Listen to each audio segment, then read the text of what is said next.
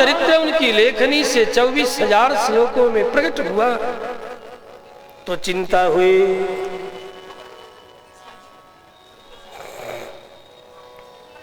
जनक नंदिनी जानकी के 2 पुत्र लव और कुश जो आश्रम में निवास कर रहे हैं, श्री रामभद्र के साथ जनक नंदिनी जानकी का यह द्वितीय विश्लेष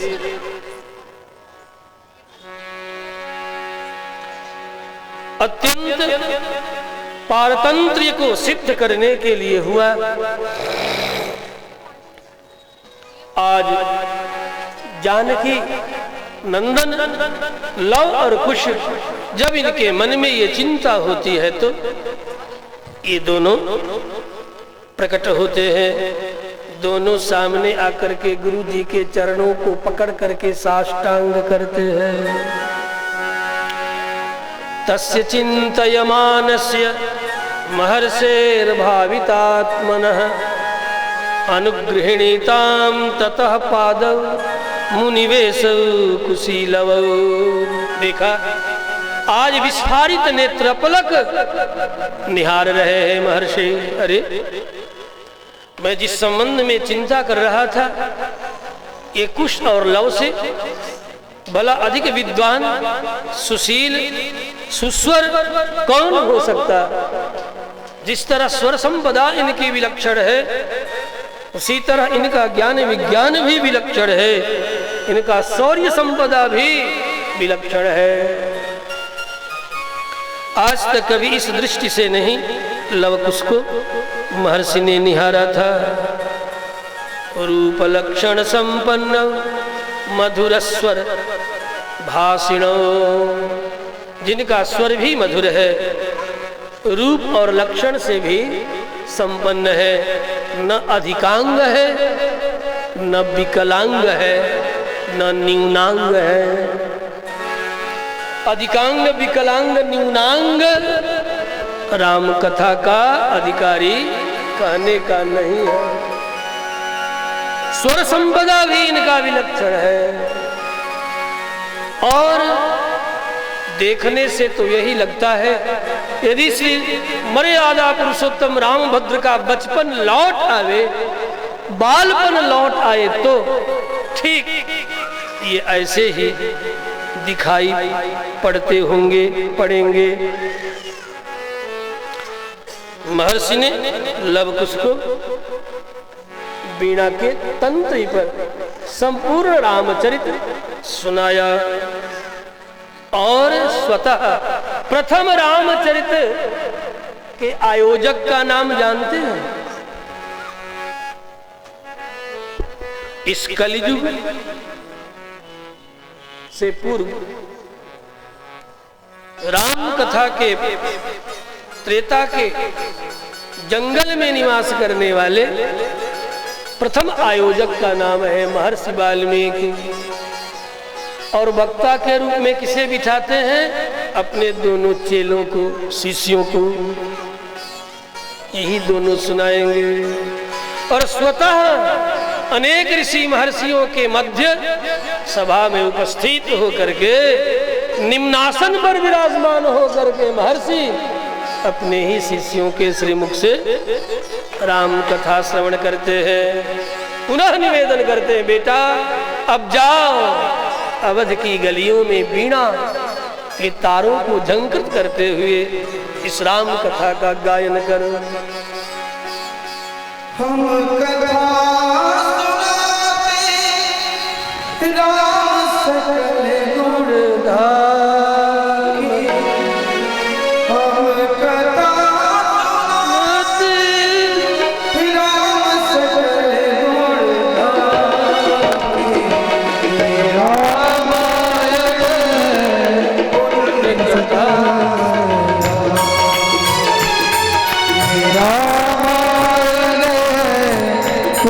कथा श्री राम।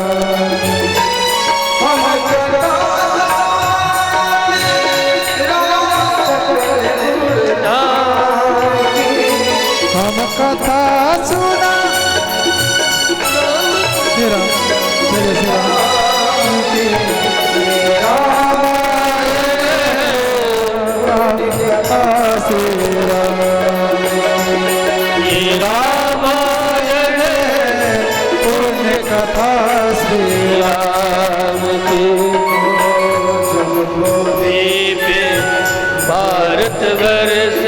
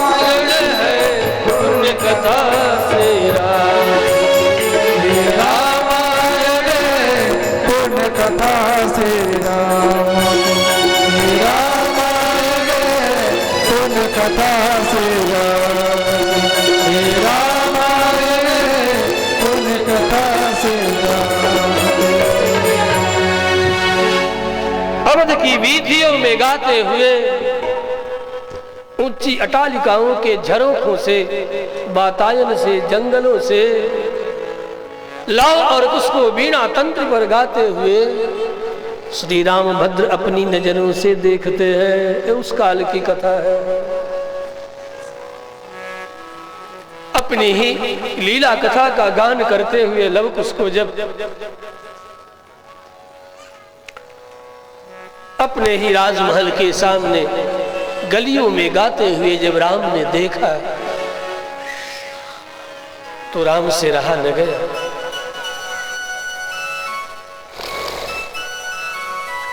जिस जनक नंदिनी जानकी के ऊपर अवध निवासियों ने लांछित करके श्री राम को मर्यादा का पाठ पढ़ाने के लिए निर्वासित कर दिया, राजधर्म बड़ा ही कठिन होता है। परम विशुद्धा जनक नंदिनी को जानने के बाद भी राजधर्म के तत्व को पहचान करके श्री रामभद्र ने जानकी का द्वितीय विश्लेष किया है, वन में भेजा है। आज लव कुश को देख रह न सके, यहां भी राजधर्म आड़े आ रहा है। इच्छा तो ये हुई कि दौड़ के जाऊं और दोनों पुत्रों को छाती से लगा लूं, हृदय से लगा लूं।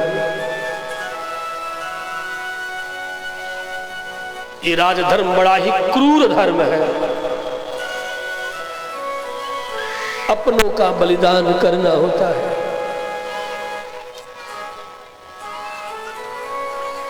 अपनों का त्याग करना होता है।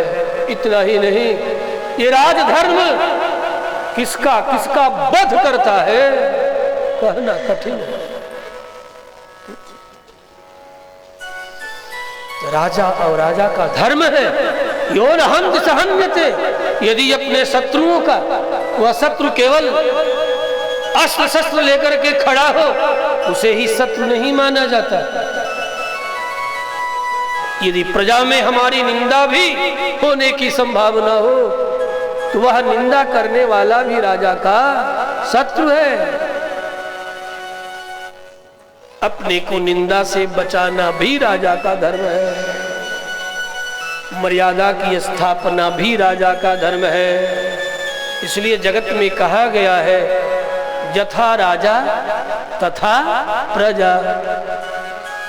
राजा जैसा होगा, सदाचार निष्ठ होगा, सत्यनिष्ठ होगा, चरित्र संपन्न होगा, तो प्रजा भी सत्यनिष्ठ होगी। यदि राजा स्वतः लुटेरा होगा, अनेक प्रकार के घोटालों में उलझा हुआ होगा, तो भला प्रजा क्यों न होगी। प्रजा तो तभी तक ईमानदार बनी रहेगी जब तक घोटाले का अवसर न मिले। राजा घोटालाबाज होगा, कभी जीप घोटाला में फंसेगा, कभी प्रतिभूति घोटाला में फंसेगा, कभी बोफोर्स घोटाला में फंसेगा, कभी चारा घोटाला में फंसेगा, कभी कोल स्पेक्ट्रम में फंसेगा। तो प्रजा क्या चुप रहेगी? प्रजा भी राजा को फंसाएगी, सत्ता से उतारेगी, और स्वतः भी मौका मिलते कहीं मिल गया ठीका ठेकेदारी, तो लूटने में कोर कसर नहीं करेंगे।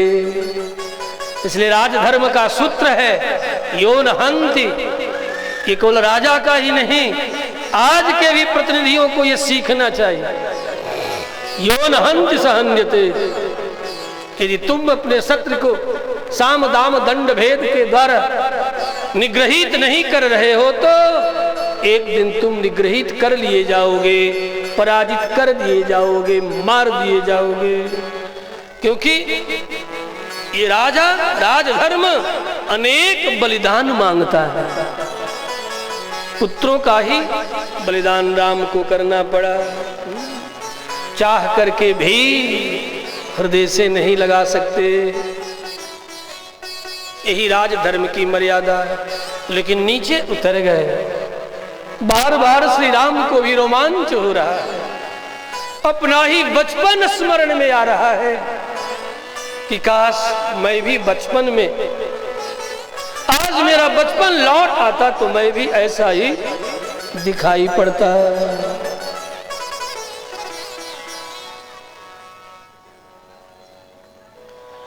फिर भी श्री रामभद्र ने लवकुश की भुजाओं को पकड़ लिया और कहा, लादयन सर्वगात्राण मनांसि हृदयानि च। मेरे हृदय को झनकृत करने वाले हे मुनि कुमारों, क्या मेरे अंतःपुर में चलकर तंत्री लय पर इस कथा को आप सुनाएंगे? मुझे सुनने की बड़ी आकांक्षा है। तो राम कथा के श्रोता भी रामभद्र हैं और गायक लव और कुश।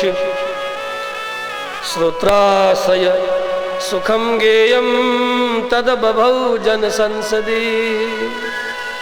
आप कहो तो मैं विशाल चंदोवे बितान खड़ा कर दूं। राजमहल यदि छोटा पड़ जाए तो?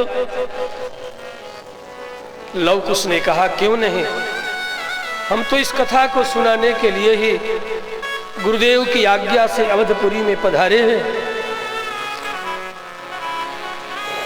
अवश्य सुनाऊंगा।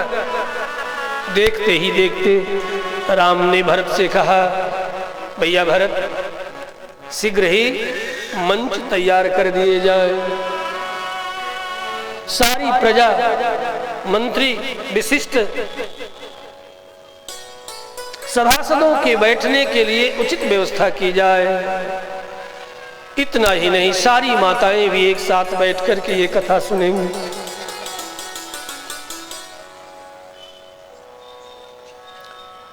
देखते ही देखते भरत ने लक्ष्मण और शत्रुघ्न के साथ मिलकर के इतनी तीव्रता से राम कथा का पीठ तैयार हो गया। सभी माताओं को बैठने के लिए, ऋषि महर्षियों के बैठने के लिए, सभासदों के बैठने के लिए, यहाँ तक कि गणमान्य प्रजा के बैठने के लिए भी बितान चंदोवे प्रकाशमय मणिमय तैयार हो गया।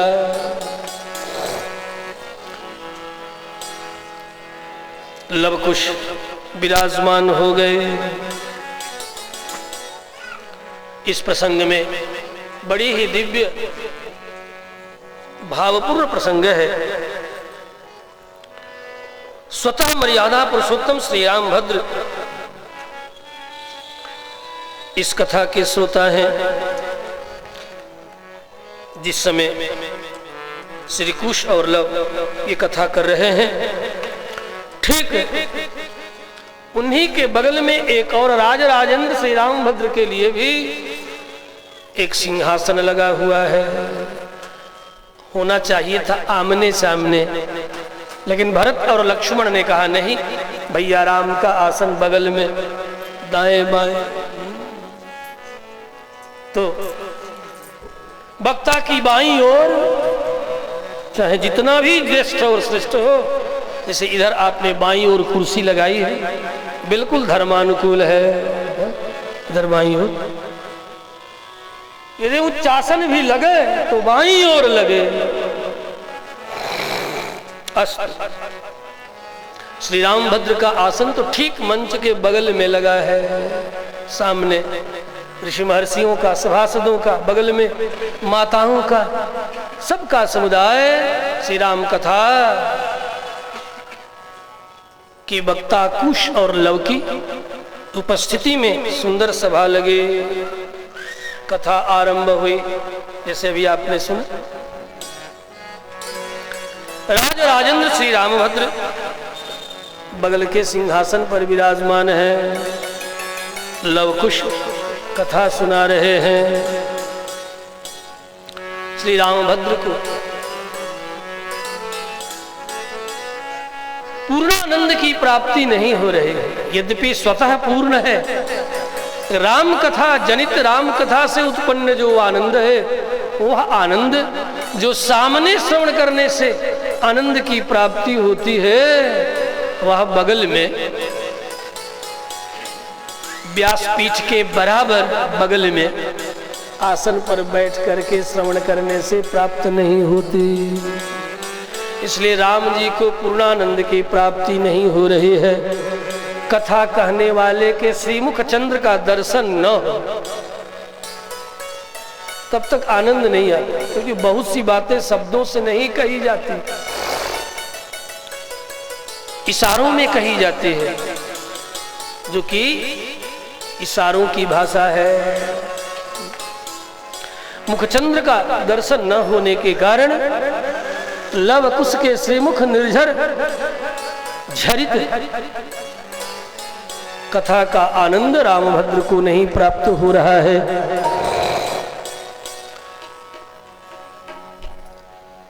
मुख देखे बिना कथा भले ही हम सुन ले अथवा वक्ता भी कह ले, पुण्य लाभ भले हो जाए, लेकिन वह आनंद लाभ नहीं होगा। ज्ञानार्जन भी हो जाए, लेकिन आनंद की अनुभूति नहीं। जो आनंद आमने सामने बैठ करके प्राप्त होता है। समा बधी है, श्री रामभद्र को आनंद नहीं आ रहा है, तो धीरे से अपने सिंहासन से धीरे से उतर गए कि कोई देख न सके, अनुभव न कर सके, और धीरे से उतर करके ठीक कुश और लव के सामने नीचे आसन पर बैठ गए। रामचंद्र गुण बरनय लागा। जैसे जनकनंदिनी जानकी का दुख रामचंद्र के गुणगण को श्रवण करके चला गया, उसी तरह श्री रामभद्र यहाँ सामने बैठकर जब कथा श्रवण कर रहे हैं तो आज पुत्र वियोग ही नहीं, पत्नी वियोग का कष्ट भी दूर हो गया। रामचंद्र गुण बरनन लागा।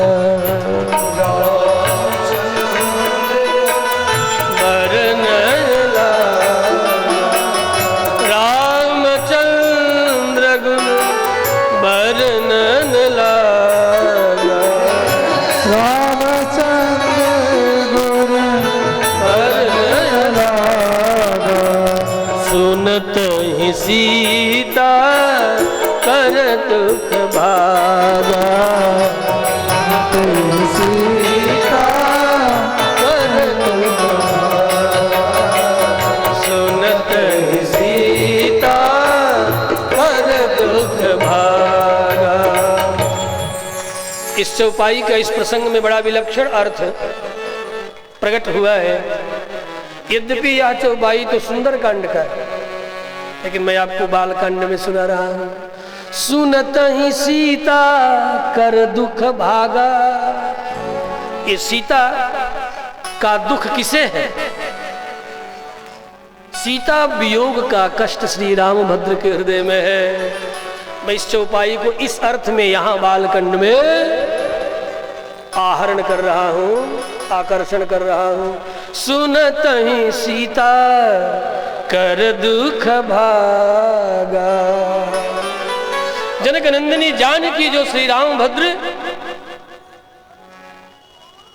की नित्यानुपायनी शक्ति है, कभी पृथक नहीं होती। राघवत्वी भवत सीता, विष्णु पुराण। राघवत्वी जो नित्य लोक में, साकेत लोक में इंदिरा लोक माता मां क्षीरोदतनया रमा। साकेत में जिनका नाम क्षीरोदतनया है, इंदिरा है, रमा है, लोक माता है, मां है, वही त्रेता में श्री रामभद्र के साथ सीता कहलाई। राघवत्वी भवत सीता रुक्मिणी कृष्ण जन्मनी अन्येषु चावतारेषु विष्णोरेषा अनपायने।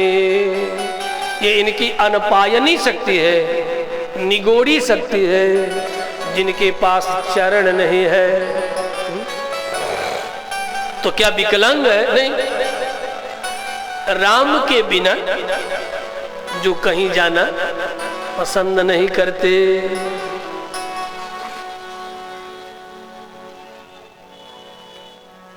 राम रूप रत्न को सदा सजो करके अपने हृदय में धारण करते हैं। ऐसी जनकनंदिनी जानकी सीता के दुख राम कथा लवकुश के श्रीमुख से श्रवण करके श्री रामभद्र का भाग गया। सुनत ही सीता कर दुख भागा। सुनत ही सीता कर दुख भागा। रामचंद्र गुण बरन लागा।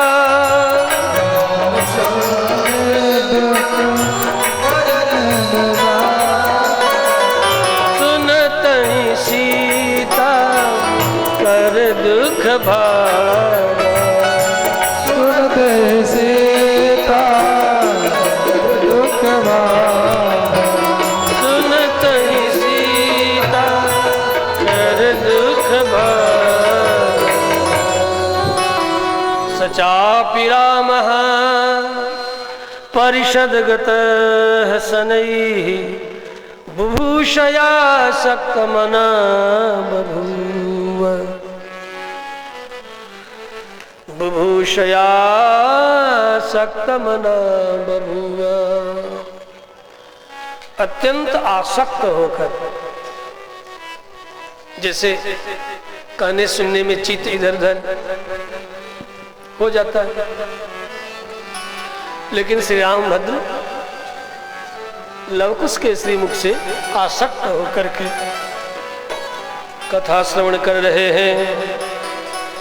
अयोध्या नाम नगरी, कुशलव ने सुनाया, अयोध्या नाम नगरी तत्रासिल्लोक विश्रुता मनुना मानवेन्द्रेण या पुरी निर्मिता स्वयं। हे महर्षियों, अयोध्या नाम की एक नगरी, जो नगरी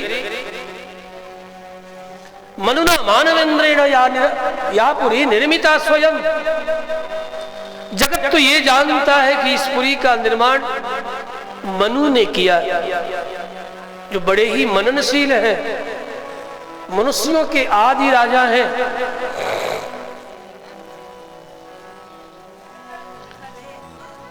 जिनके द्वारा बताए गए सन्मार्ग को न समझने के कारण अनेक प्रकार की बातें कली के कालुष्य से युक्त आज कली का प्राणी कर रहा है। लेकिन कोई मनु के द्वारा कहे गए वाक्यों को न पढ़ता है न सुनता है, बस इन बाम सेफियों की बाम बात सुन सुन करके अपने मन मानस को कलुषित कर रहे हैं।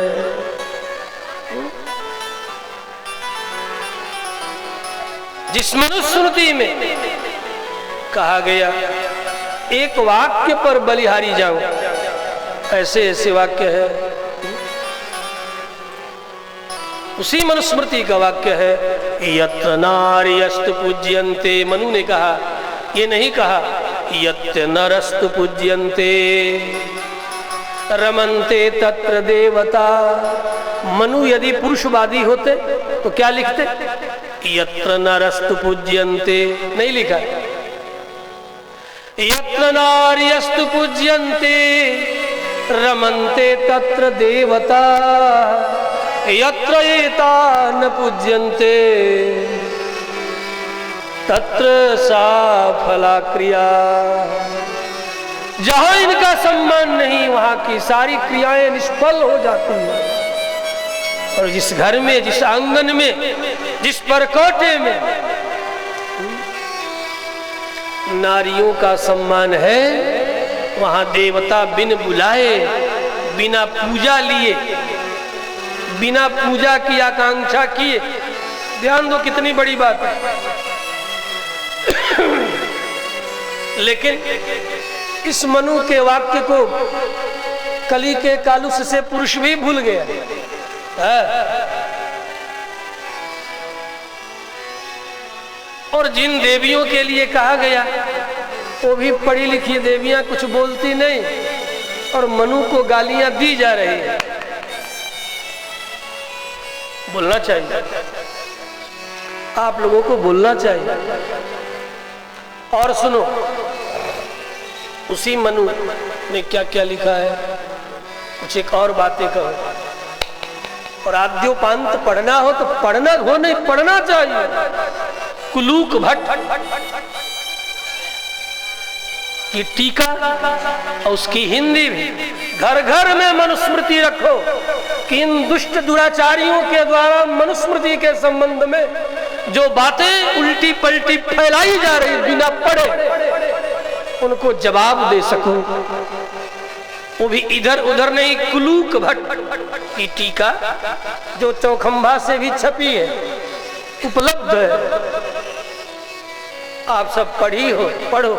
और देखो एक और उदाहरण देता हूं। कोई सगर्भा स्त्री आ रही हो मार्ग में, जैसे तुम्हारे घर में सेविकाएं आती जाती है ना झाड़ू पोछा करने के लिए, वो सेविका है, किसी राजा की सगर्भा नहीं है, किसी सनाढ़ की धनाढ़ की सगर्भा नहीं है, किसी विप्र की सगर्भा नहीं है, किसी वैश्य की सगर्भा नहीं है, एक सामान्य सेविका सगर्भा है। वो मार्ग में आ रही है और मार्ग में चलने का जो अवसर है, उसका जो विस्तार है, एक निकल जाए और एक पास कर जाए, बस इतना ही जगह है। सामने से उस राष्ट्र का राजा आ रहा हो। मनु जी ने क्या लिखा, राष्ट्र का राजा, राजा का उदाहरण दिया, और राजा के द्वारा भी पूज्य श्रोत्रिय ब्रह्मनिष्ठ आत्मज्ञ कोई ऋषि महर्षि आ रहे हो तो किसको मार्ग देना चाहिए। वहां मनु जी ने कहा कि राजा उस मार्ग को छोड़ दे। श्रोत्रिय ब्रह्मनिष्ठ विप्र महर्षि भी उस मार्ग को छोड़ के किनारा हो जाए और वह निर्भय होकर उस मार्ग से अपने गंतव्य की ओर चली जाए, ये भगवान मनु ने कहा। ऐसे मनु को गालियां दी जा रही है, मनुवाद। अरे कभी मनुस्मृति पढ़े भी हो? पढ़े तो है न, मनुना मानवेंद्रेण। उस मनु के द्वारा अयोध्यापुरी लाई गई, विकसित की गई, परिमार्जित की गई, जीर्णोद्धृत की गई, जीर्णोद्धार जिसका किया गया। मनुना मानवेंद्रेण या पुरी निर्मिता स्वयं।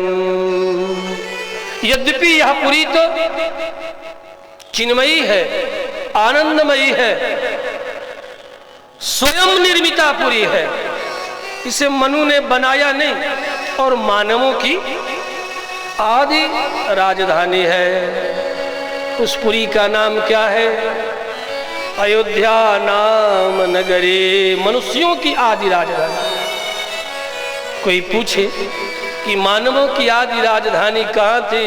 अयोध्यापुरी। जरा अन्यों का इतिहास, चाहे एंशिएंट हिस्ट्री पढ़ते हो, चाहे वर्तमान वाले, जरा उनसे पूछना कि मनुष्यों की आदि राजधानी कहाँ थी, तो सबको एक स्वर से स्वीकार करना होगा। जो ऋग्वेद में भी वर्णित है, जिस ऋग्वेद को विश्व के मनुष्यों ने कह दिया है कि विश्व के पुस्तकालय में ऋग्वेद से पुराना कोई और पुस्तक नहीं है, ग्रंथ नहीं है। पाश्चात्यों ने अपना अभिमत दिया, Rigveda is the oldest book in your world library. विश्व के पुस्तकालय में सबसे पुरानी पुस्तक का नाम ऋग्वेद है, जिसमें ज्ञान संपदा है तुम्हारे पूर्वजों का। उन्हीं वेदों का भाष्य है श्रीमद् रामायण, जिसकी कथा आप सब सुन रही हो, सुन रहे हो। और ये कैसी पुरी है? का स्वयं निर्मित तो है, ये आवाहित पुरी है, स्वयं निर्मिता पुरी है, किसी विश्वकर्मा के द्वारा निर्मित नहीं, किसी स्थपति के द्वारा, इंजीनियर के द्वारा, इसका निर्माण अभियंता के द्वारा नहीं हुआ है। ये स्वयं निर्मिता पुरी है, आवाहित पुरी है। कहां से आई है? का साकेत से आई है, जहां पर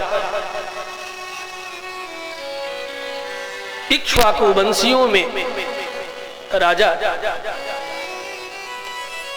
हुए दशरथ। तस्याम पुर्याम अयोध्याया वेदवीत सर्वसंग्रह। संपूर्ण विश्व भूमंडल के जो योग्य और ज्येष्ठ श्रेष्ठ लोग हैं, ज्ञान विज्ञान स्थापत्य शिल्प कला इत्यादि में जो ज्येष्ठ और श्रेष्ठ हैं, ऐसे लोगों का जो निरंतर संग्रह करके उन्हें हर प्रकार का सुख सौविध्य प्रदान करते रहते हैं, ऐसे उस नगरी के राजा कवि चक्रवर्ती नरेंद्र दशरथ हुए। जो नगरी के आसपास परिवेश के सर्वत्र भूतल भूमि सस्य श्यामला रहे, सालितंडुल संपूर्णा, बहुत सुंदर नगरी है और आसपास खेत खलिहान ना तो क्या खाओगे? सोने की दाल और चांदी के चावल, खूब धनी हो, क्या खाओगे? इसलिए जहां बसो देख लो अगल बगल खेत खलिहान है कि नहीं। यदि खेत खलिहान दूर हो तो अनाज बहुत महंगे होंगे। चले जाओ कभी पहाड़ियों पर, गए हो कि नहीं? कभी बद्रीनारायण जा, कभी अमरनाथ जा, कभी केदार जा, जाना चाहिए। और वहां जाओगे तो पता चलेगा कि 100 ग्राम दुग्ध का भी मूल्य कितना है, एक टमाटर का भी मूल्य वहां, एक छिमी धनिया का भी मूल्य कितना है। जब तक वहां न जाओ तो पता नहीं। यहाँ मैदानी क्षेत्र के अपेक्षा कम से कम 10 गुना तुम्हें कम कह रहा हूं, 100 गुना मानो, क्योंकि वहां बहुत कम होता है। और दुग्ध भी पहाड़ी गायों का दूध तो मिलता ही नहीं, और चमरी गाय का दुग्ध मिलता है, और वो भी देती है मात्र ग्राम से, लीटर से नहीं देती, सेंटीलीटर में देती है। पूरा लीटर दे देती तो ठीक ही था, 200-250 सेंटीलीटर देती है। लेकिन सामर्थ्य और शक्ति अद्भुत। 100 ग्राम 100 सेंटीलीटर चमरी गाय के दुग्ध एक व्यक्ति नहीं पचा सकता। अब ऐसे एक मनुष्यों को पचाने की शक्ति जानते हो कितना है? दुग्ध 1.5 पाव। 1.5 पाव से अधिक एक मनुष्य दुग्ध नहीं पचा सकता, ऐसा चरकादि ने कहा है। और उन्हीं के वाक्यों पर पुनः नमक मिर्च मिला करके आधुनिक जूलॉजिस्टों ने, मेडिकल साइंटिस्टों ने भी उसी की आवृत्ति कर दिया। श्री रामभद्र भगवान की जय हो। अयोध्या नाम नगरी तत्रासिल्लोक विस्मृता, यथा मनुर्महातेजा लोकस्य परिरक्षिता, तथा दशरथ राजा लोकस्य परिरक्षिता। ऐसे विदग्ध राजा चक्रवर्ती नरेंद्र दशरथ हुए। उनके गुणगणों के संबंध में भला मैं क्या कहूँ? कहा क्यों? कहिए, सब सुनना चाहते हैं। कौशल्या इत्यादि रानियां तो और सुनना चाहते हैं कि नहीं नहीं हमारे पति देव थे, आप जरा और विस्तार करके सुनावे। दशरथ गुण गण बरनी न जाए, बरनी न जाए। दशरथ गुण गण बरनी न जाए, बरनी न जाए।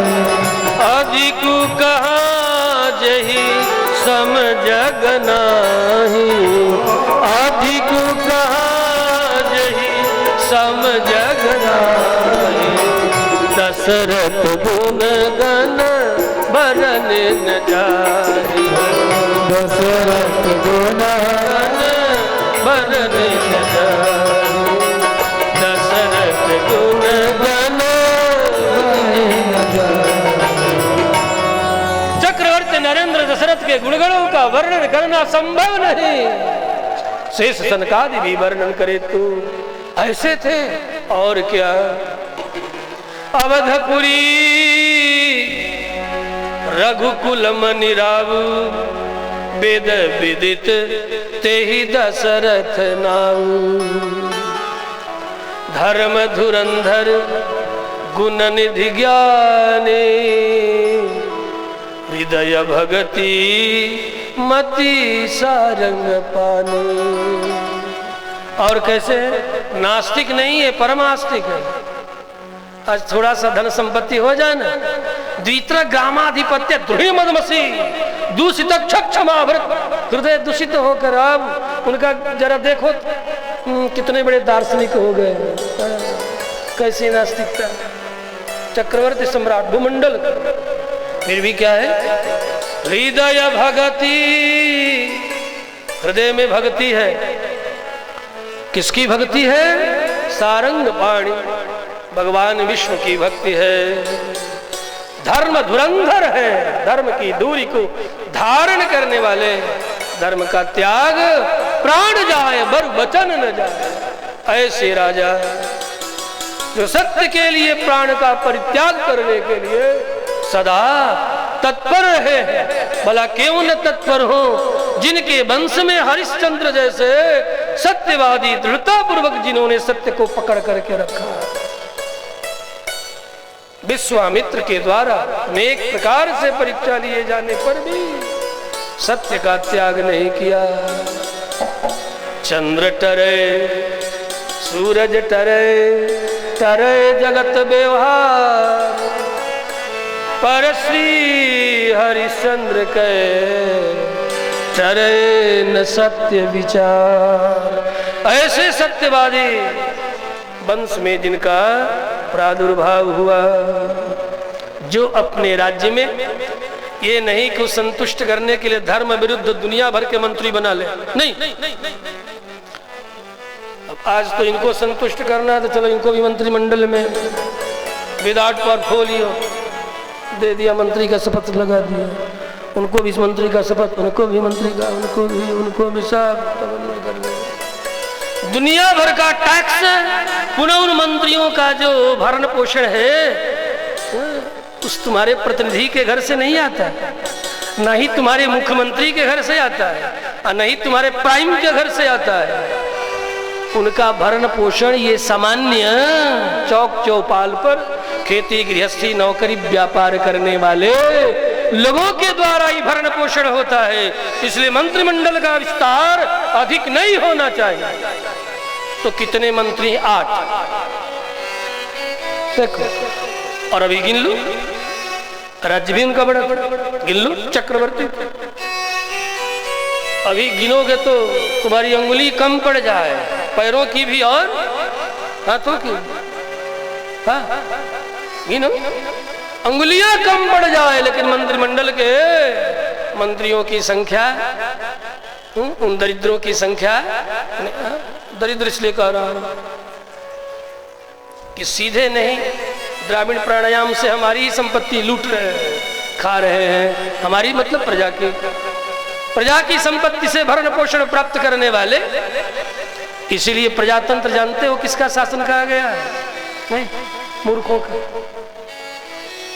जहां कुपड़ और अनपढ़ का भी एक ही वोट बराबर, और विद्वान विदूषक सकल गुणगण संपन्न सकल तत्व वेता का भी मत समान है। एक निरक्षर कुपड़ अनपढ़ और एक साक्षर विद्वान सकल गुणगणों से युक्त का भी मत बराबर है, और इसी का नाम है समाजवाद। और समाजवाद न कभी सफल हुआ है न कभी सफल होगा, न हुआ है न होगा। कई समाजवाद के विरोधी हैं क्या? आप भी विरोधी अभी खड़े हो जाएंगे, इसी समय विरोध करने लगेंगे। यदि एक उदाहरण दे दूं तो, और तो ट्रेंड कर रहा है, आप सब सोशल मीडिया पर पढ़ लेना। एक कक्षा में 10 विद्यार्थी, बात याद आ गई है? एक कक्षा में 10 स्टूडेंट, एक ने बहुत श्रम किया, प्रथम वर्ष 1 ग्रेड से पास आउट हो गया। अगले वर्ष एक समाजवादी शिक्षक चले आए, कहा नहीं सबको इक्वल मार्क्स, समानुपातिक मार्क्स मिलेंगे। भले कोई कितना भी पढ़ा हो, चाहे अपढ़ हो चाहे कुपढ़ हो, तो सारे बच्चों के मार्क्स को एक जगह करके और संख्या से 10 से भाग दे करके सबको ग्रेड दे दिया गया। जिसने साल भर परिश्रम किया कि मैं एक ग्रेड से फर्स्ट पास करूं, तो सिर पकड़ लिया, हाय दादा अब मैं भला क्यों पढ़ूं? मेरे पढ़े का परिणाम मेरे बगल वाले का भी, जो दिन रात लफंगई लखेरापन करता है, कभी अपने बेंच पर बैठता नहीं, ना गुरु का सम्मान करता, उसको भी यही ग्रेड और हमें भी यही ग्रेड, मैं भला इन सब के लिए क्यों पढ़ूं? अधिक दिन नहीं लगा, कुछ एक परीक्षाओं के आने के बाद सब अनपढ़ कुपढ़ निरक्षर हो गए। यही है समाजवाद कि भले कोई अपनी प्रतिभा श्रम के द्वारा ज्ञान शक्ति अर्जन करे, धन संपत्ति अर्जन करे, लेकिन उस लफंगों को भी, उन आलसियों का भी उतना ही अधिकार दे दिया जाए। इसी तंत्र का नाम है समाजवाद। अब बात समझ में आ गई? नहीं आई? तो कितने लोग समाजवाद के विरोध में? कोई नहीं। जिनको समझ में आई तो विरोध करेंगे ही। यही है समाजवाद। श्री रामभद्र भगवान की जय। ऐसे चक्रवर्ती नरेंद्र दशरथ को कोई बेटा नहीं था। चलो सीधे प्रसंग पर आता। तो पहले के लोग मेडिकल साइंटिस्टों के पास नहीं जाते थे, क्योंकि ये मत सोचो कि कोई दवाई खा लेंगे बस बेटा बेटी मिल जाए। स्ट्रेस भी कारण है, तनाव, टेंशन।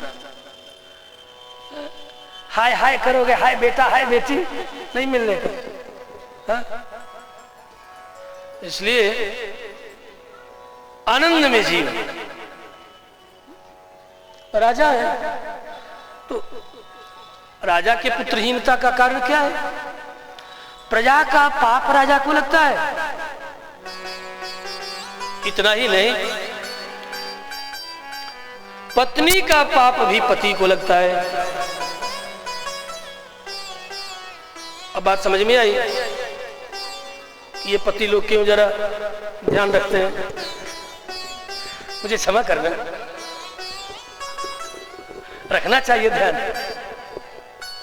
जरा उधर से भी कहूं, पतियों की ओर से भी कहूं, शिष्य का पाप भी गुरु को लगता है। इसलिए गुरुजन आंखें लाल लाल करके अपने शिष्यों को डांटते हैं। राजा का धर्म है अनुशासन करना, क्योंकि प्रजा का पाप लगता है राजा को, और लाभ भी है। देखो इस प्रसंग में भी बात कह दूं, नहीं तो आप सब कहोगे कि ये नहीं सुनना।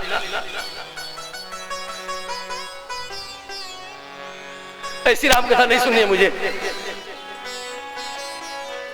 और लाभ क्या है? पत्नी और पति दोनों एक साथ पुण्य कर्म करे,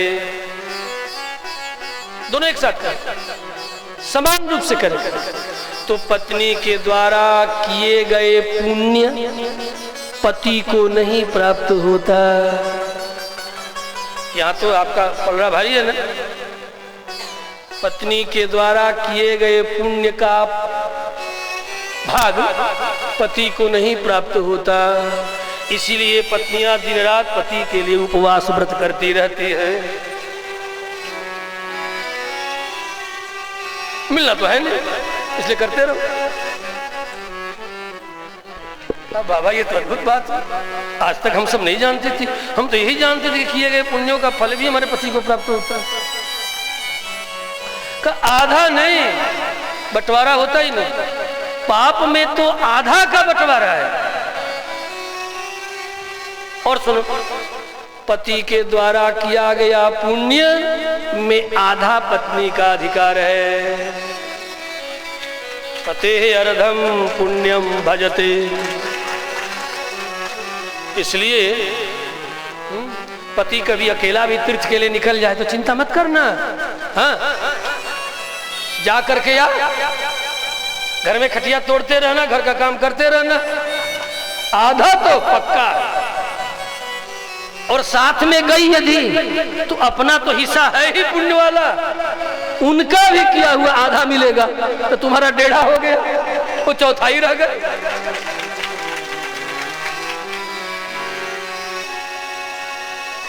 अब ये पुरुष कहेंगे कि तो ना इंसाफी है। भैया कहते रहो, हमें फिक्र नहीं है, हमें मतलब शास्त्रों को इसके लिए कोई फिक्र नहीं है। क्यों फिक्र नहीं है? अब क्यों का? इसलिए कि परमात्मा ने तुझे पुरुष शरीर में रखा है और इन्हें स्त्री शरीर में रखा है। इनकी जिम्मेवारियां प्रकृति ने कुछ विशिष्ट निर्धारित की है।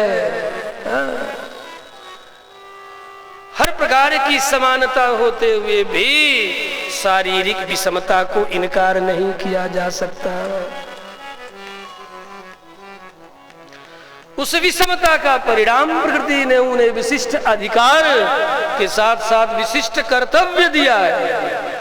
इसीलिए तुम में से आधा इन्हें पाने का हक प्राप्त हो गया।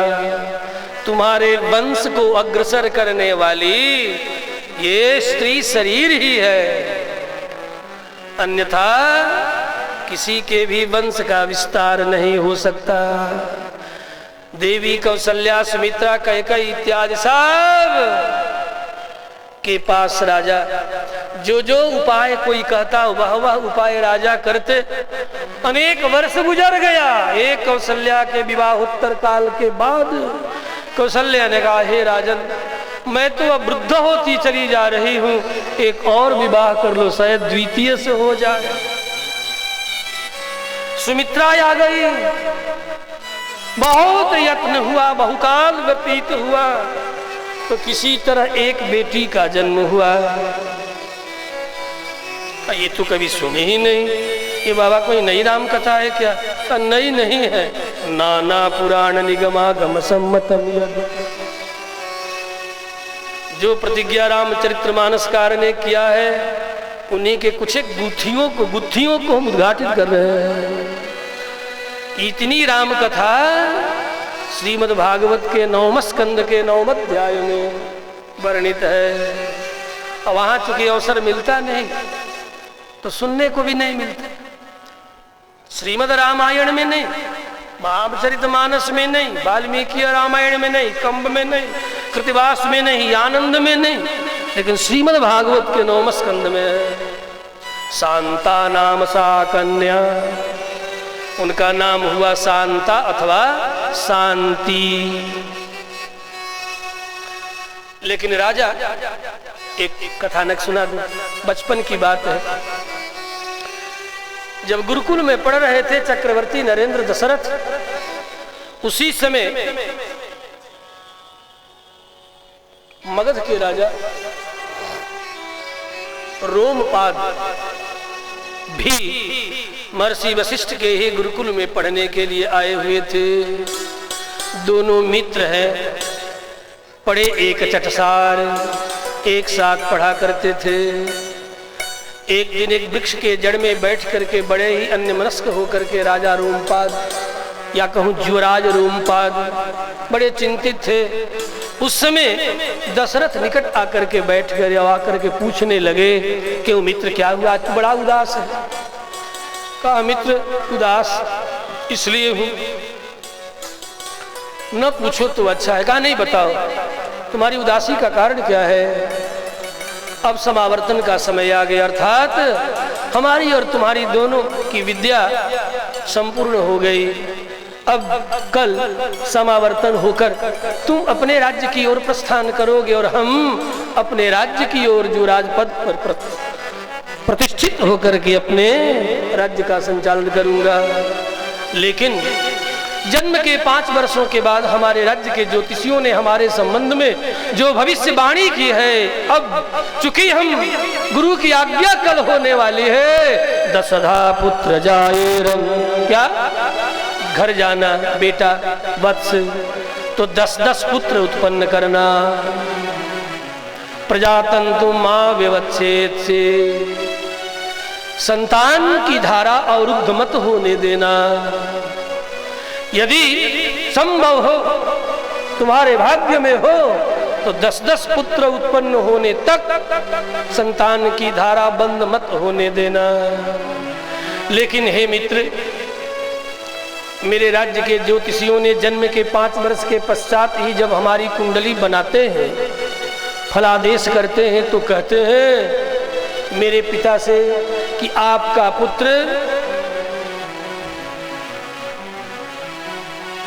युवावस्था के पश्चात, विद्याध्ययन के पश्चात यक्ष्मा अर्थात टीबी ट्यूबरक्लोसिस नामक रोग से ग्रस्त हो जाएगा और संतानहीन होगा। यही हमारे दुख का कारण है। कल समावर्तन के समय में गुरु की आज्ञा होगी, घर जाना, विवाह कर लेना, 10-10 पुत्रों को उत्पन्न करना, प्रजातंत्र का विस्तार करना, लेकिन मैं तो पुत्रवान हो नहीं सकता। करुणा से भर गए राजा दशरथ, अब राजा नहीं मित्र दशरथ, और उसी समय प्रतिज्ञा कर ली, हे मित्र, मैं सच कहूं, समावर्तन तो मेरा भी तुम्हारे ही साथ होगा। यदि विवाहोपरांत प्रथम पुत्र की प्राप्ति हमें हुई तो न उसकी माँ जाने, न हमारे पिता जाने, न सगे संबंधी जाने, सबसे छिपा करके अपने पुत्र अथवा जो भी पुत्र संतति हमें प्राप्त होगी, संतान प्राप्त होगी, उसे मैं तुम्हारे गोद में डाल दूंगा। जीवन में कभी न कहूंगा कि वो हमारी संतान है। ये सुनकर के कृतकृत्य हो गए युवराज रोमपाद। प्रथम पुत्री सुमित्रा के पेट से जन्म होता है और छिप करके रोमपाद को दे दिया जाता है गोद। इसीलिए ये कथा प्रसिद्ध नहीं है, अप्रसिद्ध कथा है। अब आज राजा बड़े चिंतित हैं कि मैं पुत्र हूं, पुत्रहीन हूं। धर्म कर्म करते हुए अनेक वर्ष व्यतीत हो गए, मैं क्या करूं? तो बड़ी मन में ग्लानि हुई, क्या क्या नहीं किया। जैसे कोई पुत्रहीन हो, आज भी रजरप्पा जाओ तो वहां जाओ, तो वहां जाओ तो देवघर जाओ, जल चढ़ाओ, सोमवार करो तो मंगल करो, रविवार करो तो फला करो, ढिका करो, दुनिया भर का व्रत कर लिया, लेकिन फिर भी पुत्रहीनता की बीमारी नहीं गई। व्यक्ति बहुत दुखी होता है। और गार्हस्थ्य धर्म प्रधान रूप से संतान की प्राप्ति के लिए ही व्यक्ति स्वीकार करता है। गार्हस्थ्य धर्म का प्रथम अपेक्षा है, प्रथम कर्तव्य है संतान की प्राप्ति। इसीलिए विवाह संस्कार का एक नाम है संतान संस्कार। विवाह यज्ञ का दूसरा नाम है संतान यज्ञ।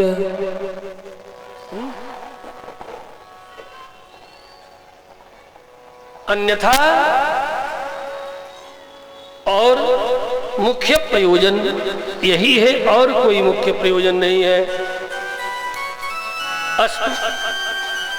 बड़े ग्लानि में भरे हुए हैं। ग्लानि में भर करके गुरुदेव वशिष्ठ के पास पहुंच जाते हैं। किसी डॉक्टर के पास नहीं गए, वैद्य के पास नहीं गए, क्या पहले गए होंगे, काम नहीं बना, दोनों बात।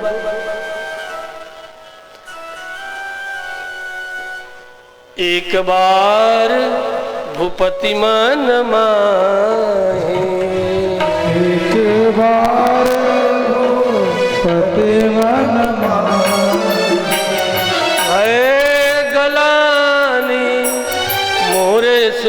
नाही। भय गलानी सुत नाही। भय गलानी मोरे सुत नाही। भय गलानी मोरे सुत नाही। गुरु गृह गयऊ तुरत महिपाला। गुरु गृह गयऊ तुरत महिपाला।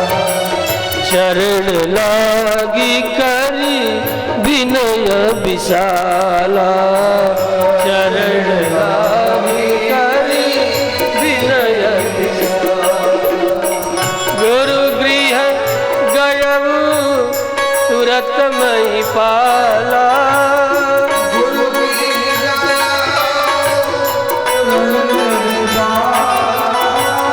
गुरु गृह गयऊ तुरत महिपाला।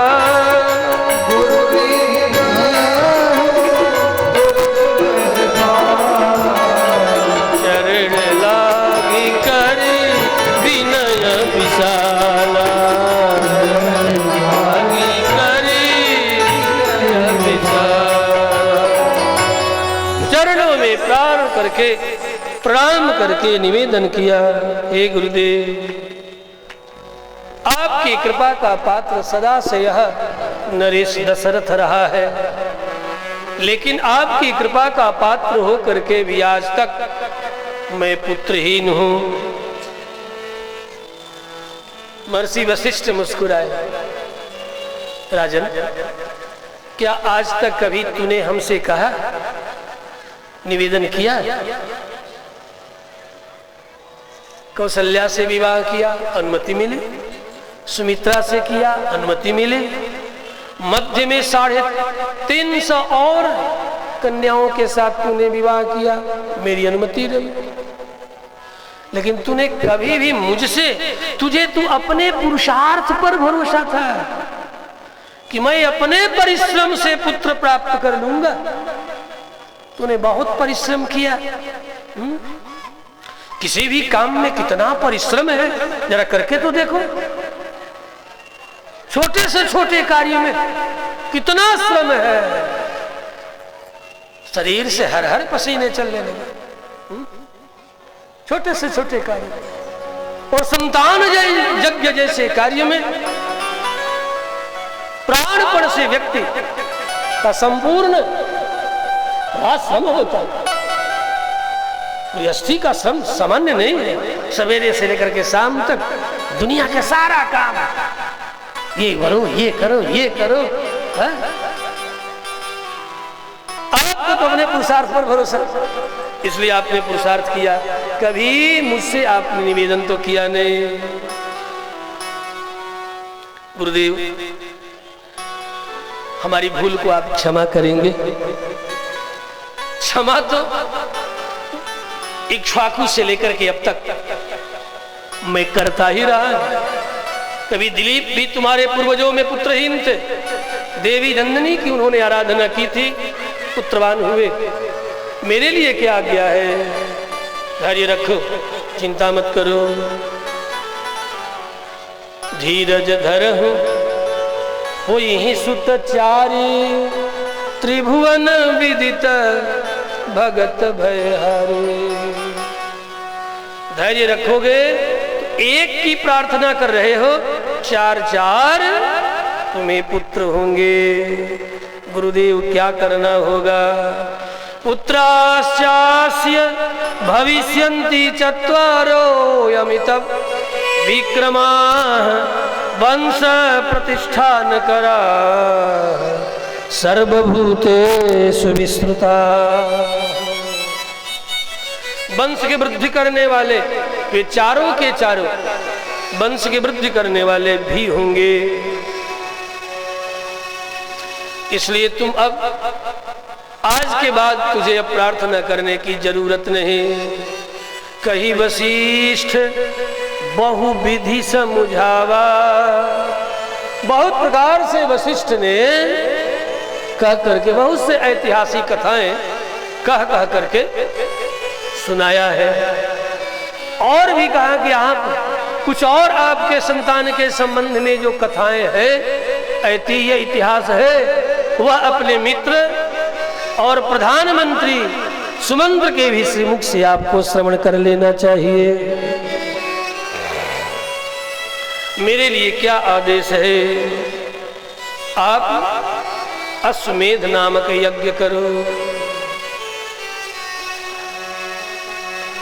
और उस अश्वमेध यज्ञ में रोमपाद के जामाता ऋष्य श्रृंग को उनकी पत्नी शांता के साथ बुलाओ। वही पुत्रेष्ठ नामक यज्ञ करेंगे। उसी अश्वमेध यज्ञ की पूर्णाहुति के शुभावसर पर उनके द्वारा किए गए पुत्रेष्ठ के द्वारा आपको संतान की प्राप्ति होगी। अब क्या था फिर? पंचांग निकला, समय का शोधन हो रहा है। कब से अश्वमेध यज्ञ आरंभ हो, कहां पर यज्ञशाला का निर्माण किया जाए, यज्ञाचार्य कौन होगा, उद्गाता कौन होगा, अध्वर्यु कौन होगा, होता कौन होगा। इस तरह महर्षि वशिष्ठ ने सबको सब बात समझाया। सारी सामग्रियों का भी सूची बना करके दे दिया और कहा जिन्हें भी आमंत्रित करके बुलाया जाए, ध्यान रखना राजन, किसी भी ऋषि महर्षि का अपमान न हो, अवज्ञान दातव्यम। चाहे तुम चक्रवर्ती हो, जितना भी लुटाओ दान में, यज्ञ के निमित्त किए गए श्रम हेतु दक्षिणा में, लेकिन सम्मान पूर्वक देना, अवज्ञा पूर्वक मत देना कि हम तो बड़े चक्रवर्ती हैं, खूब हीरे जवाहरात दक्षिणा के रूप में, दान के रूप में दे रहे हैं, लेकिन अपमान पूर्वक, सम्मान पूर्वक नहीं तो दाता को नष्ट कर देता है। तिनका भी दो, दान करो सम्मान पूर्वक, लेने वाले का सम्मान पूर्वक। जैसे द्वार पर अब इसी कथा के लिए, यज्ञ के लिए बहुत सी देवियां घूम रही हो नहीं, और तुम्हारे चौक चौपाल घर के द्वार तक गई और दरवाजे पर खड़े खड़े शुरू कर दिए वार्ता, खड़े खड़े। अरे द्वार तक गई है, गए हैं तो कम से कम भीतर बुलाओ, पहले मीठे वचन से स्वागत करो, हो सके तो जल पिला दो, कुछ मिष्ठान्न खिला दो, फिर पूछो दीदी कैसे आना हुआ, काकी कैसे इधर चली आई, क्या बात है, क्यों आई हो। फिर अपनी वो बात कहे, क्या कहे क्या कहे, समझ गए? नहीं समझे? इससे ज्यादा मैं न समझा।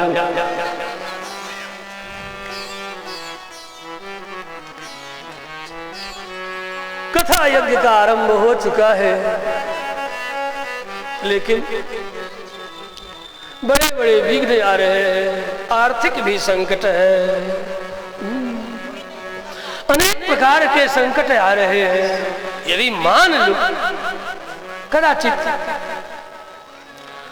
तो हर्ष पूर्वक, सम्मान पूर्वक, प्रसन्नता पूर्वक पहले तो सुने और सामर्थ्य भर उस धर्म कार्य के निमित्त। मान लो कि पति पुत्र कंजूस मक्खी चूस है, दादा कहीं जान गया तो ध्यान से सुनो ना, ये भी धर्मशास्त्र की बात है। येन केन प्रकारेण दीयते दीयते, धर्म कह रहा है कि दो दो दो, जैसे भी हो दो। अब मान लो कि कहीं पति पुत्र जो कंजूस मक्खी चूस जान गया तो पता नहीं क्या करे, तब तो जो कुछ साड़ी के भीतर छिपा छिपा के, अब तो ऑनलाइन आ गया, छिपाने का अवसर भी चला गया एक कई बार में। वो 8 नवंबर वाली जो घटना थी ना, भला किस देवी को याद ना हो। साड़ी के तह के नीचे, तह के नीचे, तह के नीचे, चावल में, दाल में, आटा में, सब बाहर निकाल। हरे मोदिया नाश कर दिया। कितनी देवियों ने गालियां सुनाया था तब। हाँ। और अभी भी क्या पता, ये बड़े बड़े नोटों का कोई भरोसा नहीं। ये बड़े लोग और बड़े नोटों का कोई भरोसा नहीं बाबा, कब बंद हो जाए। हाँ? हाँ? इसलिए अब छिपा के क्या रखना, घर के सारे कार्यों को मुस्तैदी के साथ हक है तुम्हारा। हाँ? छिपा के क्यों, प्रकट लेंगे हमारा हक, छिपा के क्यों रखेंगे, ऑनलाइन रखेंगे, on transaction, on type, 1 click पर जिसे देना वही छट ट्रांसफर हो जाए।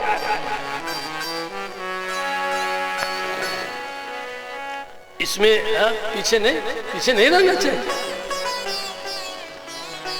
श्री राम भद्र भगवान की जय हो। तो अब सब उपाय तो आप जानती हो कि कंजूस हो तो क्या करे, मक्खी चूस हो तो क्या करे, तो सब आप जानती हो। आपको भला क्या सिखाना, रास्ता कोई न कोई। यदि कोई द्वार तक आया है तो वास्तव में बंधुओं देवियों लेने के लिए नहीं, तुम्हें कुछ देने के लिए आया है। भगवत्पाद शंकराचार्य ने बड़ा सुंदर उत्प्रेक्षा किया है कि कोई धर्म कर्मादि कृत्यों को संपन्न करने के लिए तेरे द्वार तक चल कर के आया, इसलिए आया है कि तुझे जानता है कि यह सामर्थ्यवती है, ये सामर्थ्यवान है, वो दे सकता है। उसे उम्मीद ना होती तो भला थोड़े कोई जाता है। उम्मीद रख करके, ठीक है उसने 10 रुपए का उम्मीद रखा है, 5 तो बनता है, क्यों आधा तो बनता ही है। अरे चलो हो सकता है कि तुम्हारे संबंध में न पता तो चौथाई तो बनता है, चौथाई भी ना सही कुछ तो बनता है, कुछ तो देना चाहिए, करना चाहिए। और निश्चय ही आप सब देवियों की उदारता का ही परिणाम है ये श्री राम कथा महोत्सव का आयोजन हो रहा है। मैं पूछ रहा था, बहुत पहले 2011 में ही भागवत की कथा इसी पीठ से मैं सुना के गया हूँ, और ये 23 चल रहा है, नवंबर दिसंबर का महीना, वो भी नवंबर में ही हुआ था। ऐसे ही काल था, अग्रहायण का महीना, मार्गशीर्ष का महीना था, कुछ देवी जी का उत्सव होने वाला था। लगता है कि एक कोडरमा वाला जो महिला मंडल है सब जी रही है कि मर गई। इस बार पता चला कि नहीं, जी रही है, नहीं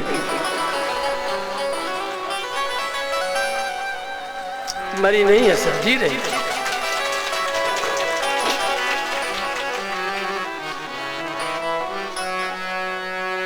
और मुझे भी जब सूचना मिली तो हमने भी विलंब नहीं किया, हमने कहा हाँ सरोजनी देवी देखो तुम दक्षिणा क्या दोगी बात छोड़। हाँ इसने कहा, पूछा हमसे तो सच कह रहा, कह देना चाहिए, पूछा था। उन्होंने कहा देखो कथा करनी है ना, कहाँ कथा करनी है, कहा बस कथा होगी तुम व्यवस्था करो। और फिर ये बनियादम मत करो,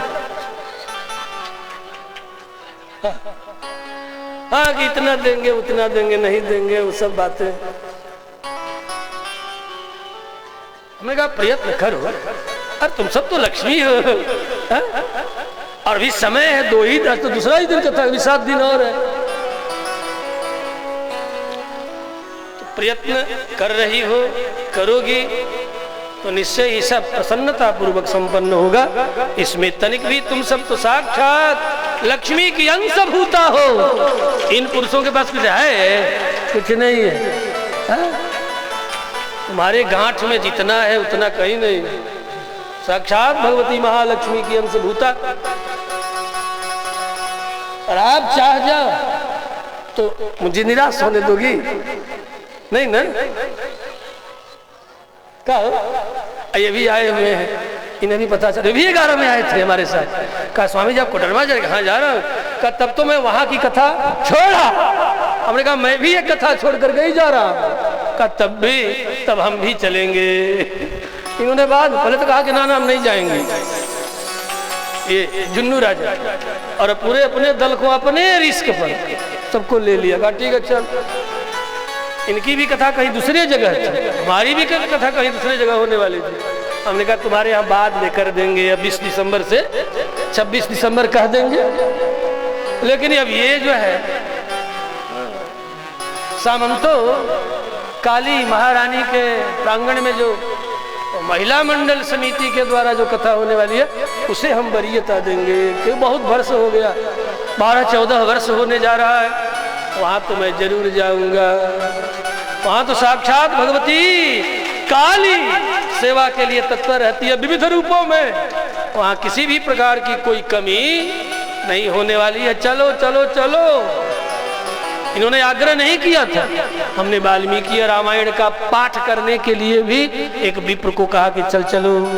फिर इनसे भी मैंने कहा कि देखो और पिछले वाली कथा तो रिकॉर्डिंग नहीं हुई थी, आप भी चलो। इन्होंने कहा कि स्वामी जी कैसी कथा है? अच्छी कथा तो अच्छी होती। इसका मतलब ये नहीं है कुछ ठीक ठाक रहेगा इशारों में ऑनलाइन ठीक ठाक का चिंता मत करो। वहां तो लक्ष्मी के मध्य में कथा सुनानी है तो ठीक ठाक की बात क्या करते हैं? चलो ना। ठीक है तो हम आपसे पहले पहुंच जाएंगे। और सचमुच में हमसे पहले ही अपना तामझाम लेकर के हाजिर हो गए। पंडित तुम नारायण जी हमारे यूट्यूबर, ये देखो भाग्य, इसकी कल्पना भी नहीं की होगी थी। और ये अनुष्ठान पूर्ण रूप से एक तरफ पाठ चल रहा है और जब चाहोगी तब इसे सर्च करके ऑनलाइन सुन लोगी, देख लोगी, समझ लोगी। श्री विजय नामक जो हमारे YouTube चैनल है, ठीक है ना? Shri Vijay SHRIVIJAY without any space type करना इन इंग्लिश वर्ड, निकल आएगा। और बोल करके बहुत चतुरंगना बनोगी तो नहीं निकलेगी। टाइप करेंगे तब। जैसे दुनिया भर का इस नाम को टाइप करके लोग रखे हैं। श्री रामभद्र भगवान की जय। और मोबाइल सब रखी हो ना? नहीं रखी हो है ना? तो सबके एक एक बार सुनो। सब सब्सक्राइब भी कर देना, हमारे भी सब्सक्राइबर बढ़ जाए।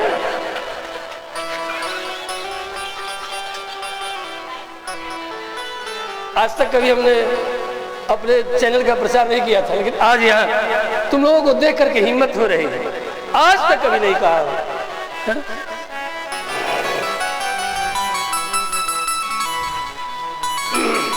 उस पर और भी अनेक चैनलों पर चलने वाली कथाओं का भी संग्रह आपको मिलेगा।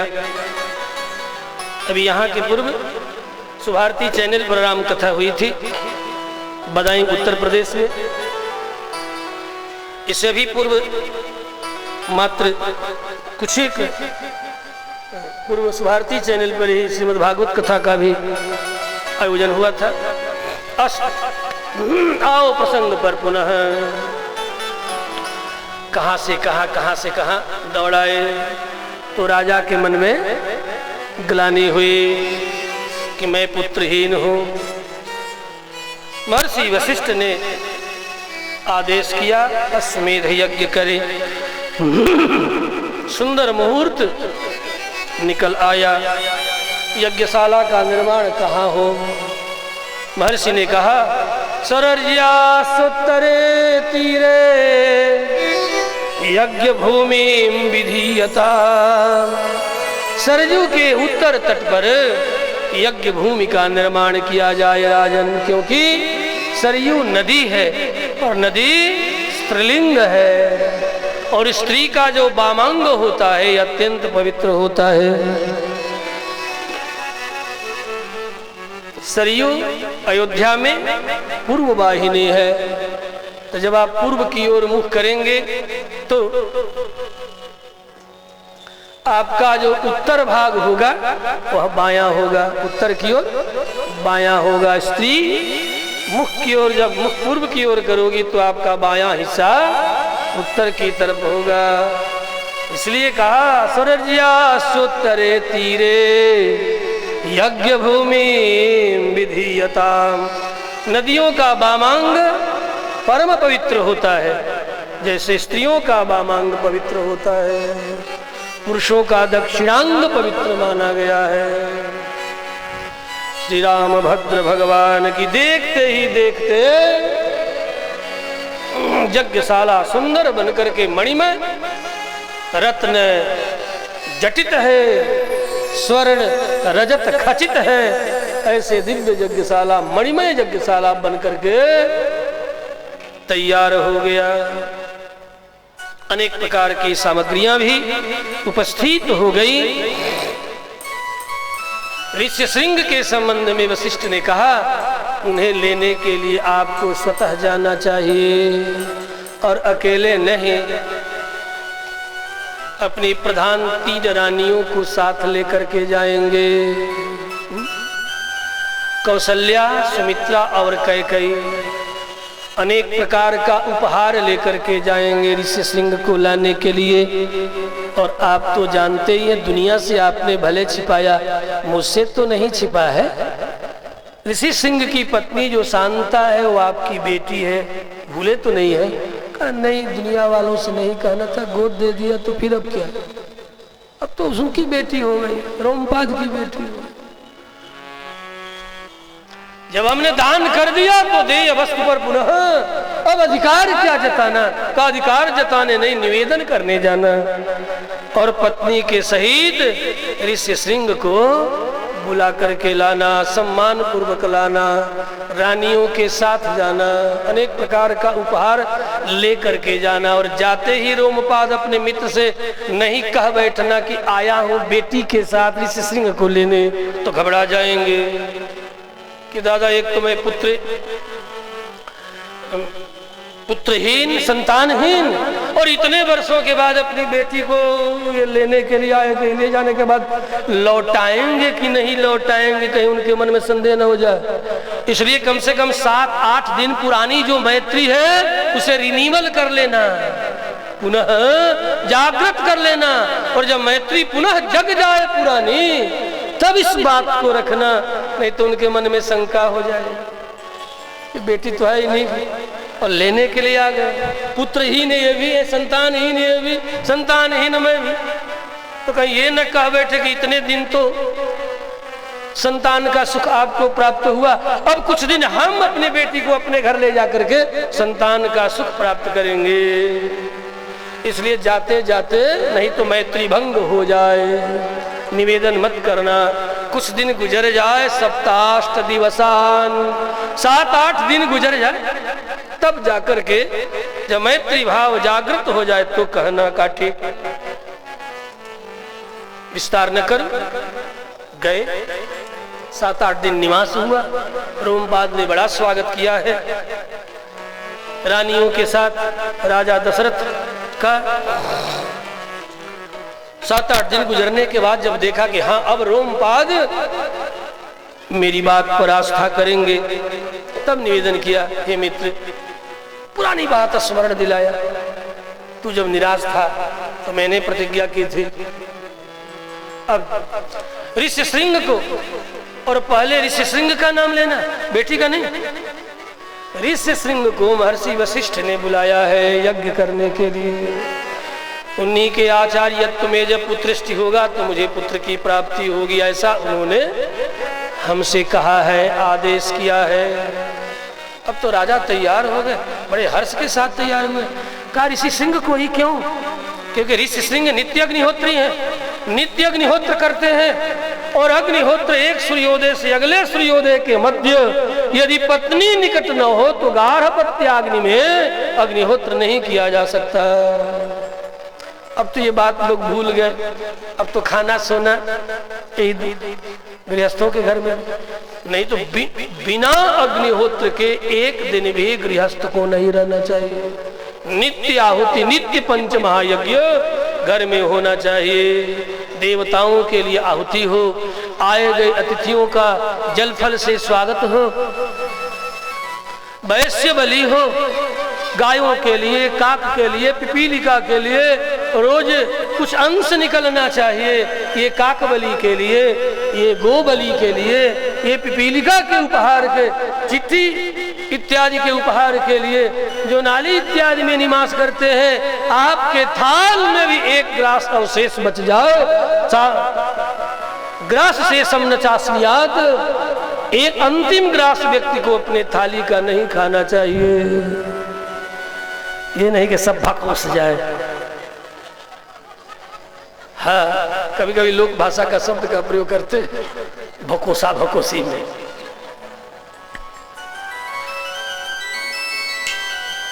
कम से कम एक ग्रास अपनी थाली का, ग्रास शेषम न चास्यात, ऐसा ऋषि सुश्रुत ने कहा।